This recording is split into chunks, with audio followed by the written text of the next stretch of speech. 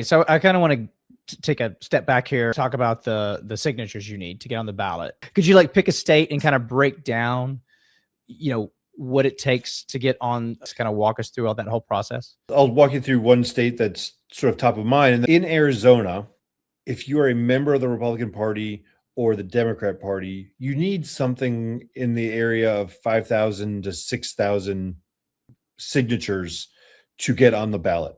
Now, those signatures have to be people who are part of your party, so they have to be Republican signatures or Democratic signatures, but you need, a relatively low number for, say, a statewide race is get 5,000 signatures. If you were to run as an independent in Arizona, the number is something like 45 or 58,000, 10 times the amount.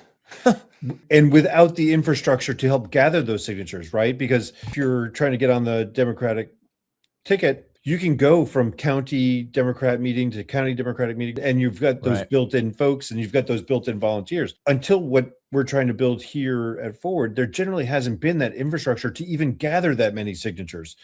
And you have to get volunteers to go to supermarkets, to go to town halls, to meet people where they are, to knock on doors, ask for signatures. So that number is massive. And however the parties set it up, right, that they need such a low number and the independent needs such a high number, it's unbelievable, that delta between what the independent needs and the party candidates. That to me is one of the most egregious ones. I know, for example, I think in Texas, you have to get signatures per like legislative district or something so minute. So you couldn't just get the total signatures needed throughout the state. You have to have a certain amount in every like little part of the state inside those lines. So that makes it really hard. Georgia has some ridiculous signature requirement for independents for anyone that makes it almost impossible for someone that's not a Republican or Democrat to get on the ballot. There's often associated with it sort of a cost per signature, because it generally costs money to get these signatures, whether it's through volunteers or whatever the campaign is to get them. In some states, that number is $80 per signature.